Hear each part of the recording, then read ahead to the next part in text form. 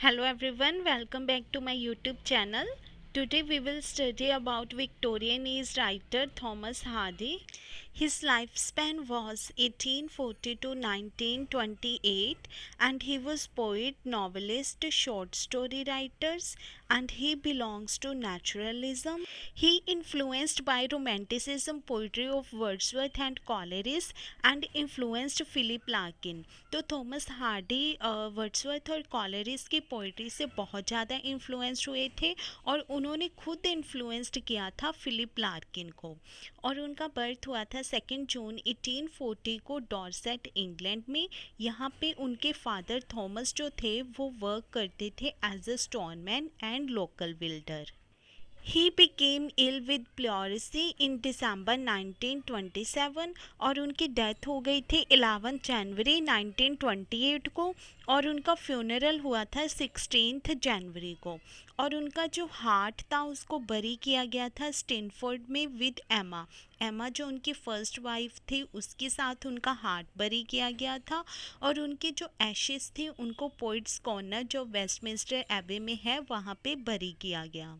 तो उनकी मदर जैमिमा एक क्वालिफाइड लेडी थी और थॉमस हार्डी ने अपनी एजुकेशन किंग्स कॉलेज लंदन से ली थी। यहाँ पे इन्होंने आर्किटेक्ट की स्टडी भी की और इनकी मैरिज हुई थी एमा लेविनिया गिफर्ड से इन 1874 को और थॉमस और उसकी वाइफ ये 1885 को मैक्स गेट में मूव हो गए थे।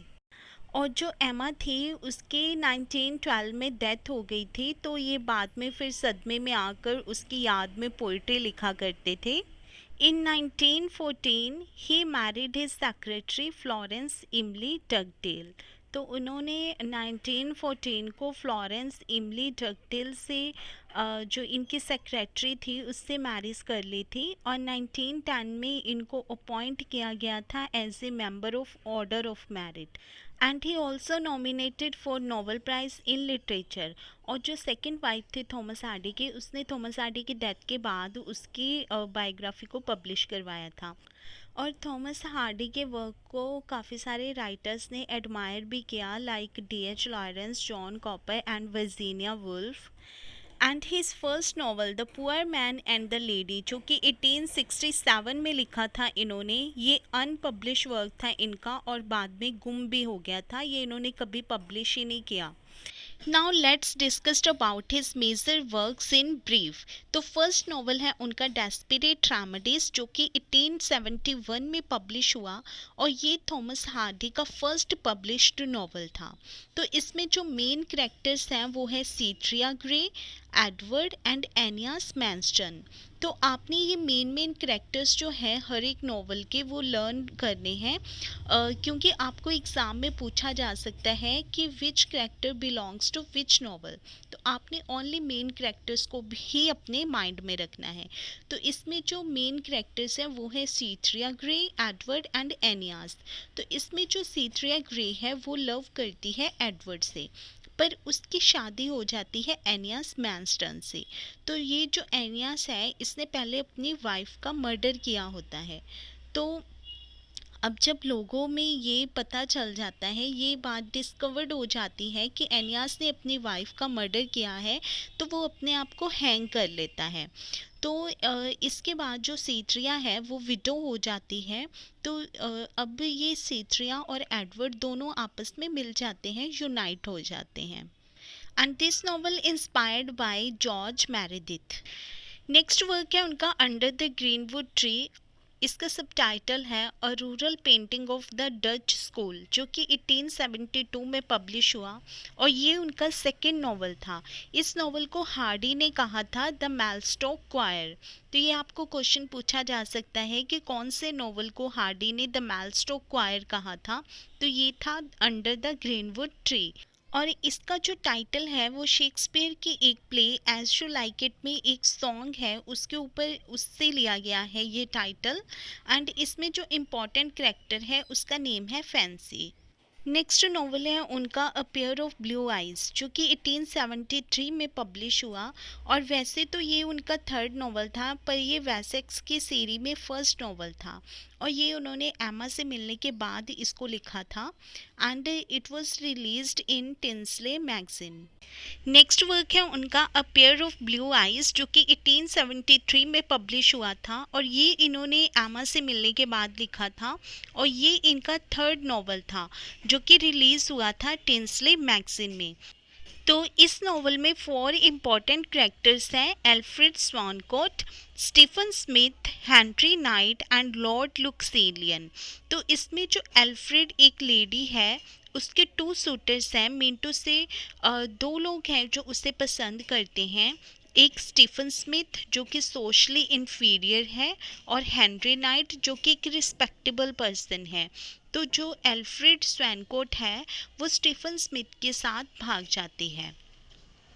पर जब उसके फादर को ये पता चलता है कि जो स्टीफन स्मिथ है वो एक मेसन का बेटा है, तो वो उसे पसंद नहीं करता और वो एल्फ्रेड की शादी हेनरी नाइट से करना चाहता है। पर जब हेनरी नाइट को पता चलता है कि एल्फ्रेड और स्टीफन दोनों के बारे में, तो वो उससे शादी करने से मना कर देता है, और जो स्टीफन है वो भी उसे छोड़ के चला जाता है। तो बाद में उनकी एल्फ्रेड की शादी होती है लॉर्ड लिक्सेलियन से।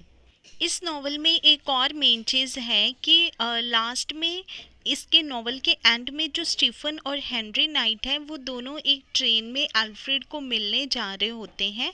तो जो एल्फ्रेड है वो मर चुकी होती है, और उसी ट्रेन में उसका कॉफन भी होता है जिसको ले जाया जा रहा होता है। नेक्स्ट वर्क है उनका far from the madding crowd, जो कि 1874 को पब्लिश हुआ था, और ये इनका एक सक्सेसफुल वर्क था।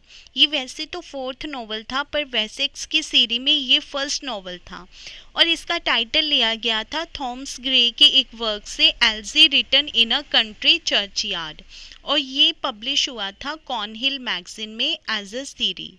और इसमें जो इम्पोर्टेंट करेक्टर है वो है गैब्रियल ऑग, जो कि एक शेपर्ड है, और उसकी मैरिज होती है बैशेबा एवरडेल से।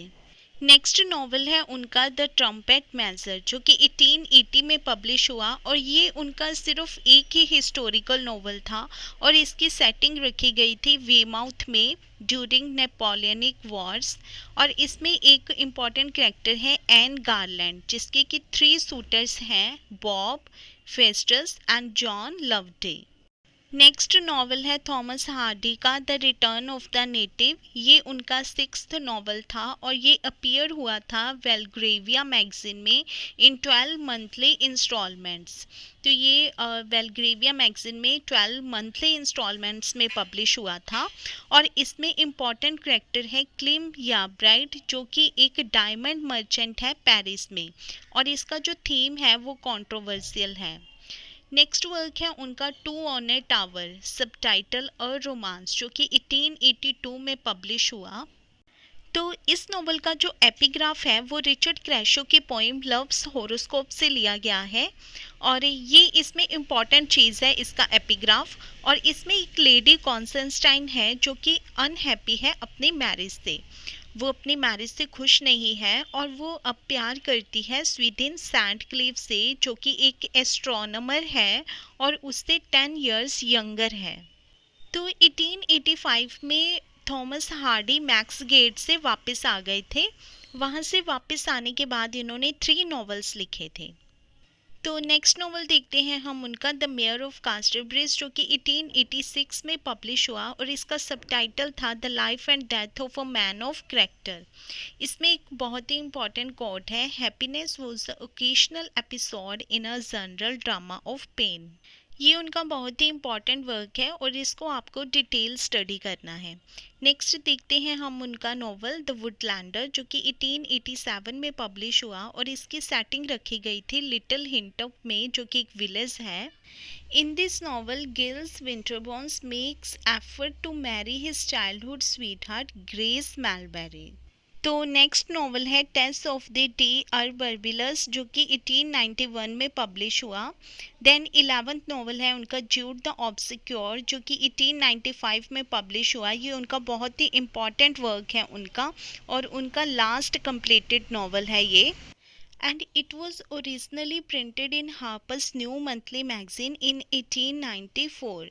तो इसमें जो जूड फॉले है, he is married to Arabella Dunn and she gave birth to a son and moves to Australia. तो जो जूड है उस इसमें उसकी मैरिज हुई है आराबेला डन से। तो जब आराबेला एक बेटे को जन्म देती है तो वो ऑस्ट्रेलिया में मूव हो जाती है। उसके बाद जो जूड है वो अपनी कज़न से लव करने लगता है, उसकी कज़न जिसका नेम है सू ब्राइटहेड। पर जो सू ब्राइटहेड है उसकी मैरिज हो जाती है फिलोस्टन से, जो कि एक स्कूल मास्टर है। और ये जो फिलोस्टन है ये सू से काफ़ी बड़ा है। तो अब जो सू और जूड है इन दोनों की फिजिकल अट्रैक्शन हो जाती है, जिस वजह से ये दोनों इकट्ठे रहने लगते हैं।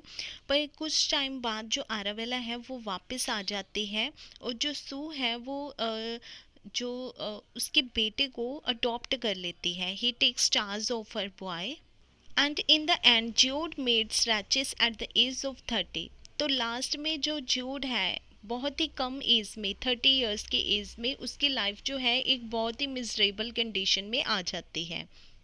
और ये हार्डी का वर्क बहुत ही कंट्रोवर्शियल वर्क रहा था फॉर सेक्स एंड रिलीजन। तो जो मैकफील्ड के बिशप थे उन्होंने इस कॉपी को जला भी दिया था। तो नेक्स्ट वर्क है उनका द वेल बिलवड, और इसका सबटाइटल है अ स्केचेस ऑफ अ टेम्परामेंट, जो कि 1897 में पब्लिश हुआ।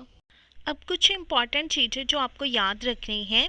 1819 में थॉमस हार्डी के कुछ नावल पब्लिश हुए थे एक यूनिफॉर्म एडिशन में। काफ़ी सारे नॉवेल्स पब्लिश हुए थे जिसको टाइटल दिया गया था द वेसेक्स नॉवल। और 1912 में इनका फाइनल और डेफिनेट एडिशन आया था। इसमें कुछ चेंजेस करके करेक्शन करके इनको दोबारा से पब्लिश किया गया था और फिर इसका टाइटल था द वेसेक्स एडिथ।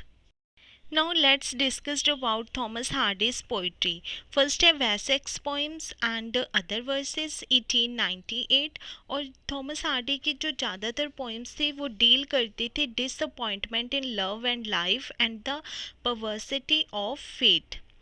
सेकेंड है poems of the past and the present 1901, satires of circumstance 1914, the man he killed, moments of vision, late lyrics and earlies, human shows, the poems of 1912 and 13. Now next short stories of Hardy, Wessex Tales, a group of novel dames, Lives, Little Trony, collected poems. An August midnight, the darkling thrush, ah, are you digging on my grave? So that's all for Thomas Hardy's life and about his works. If you like my video, please subscribe my channel and also share it with your friends. Thanks for watching. Have a great day.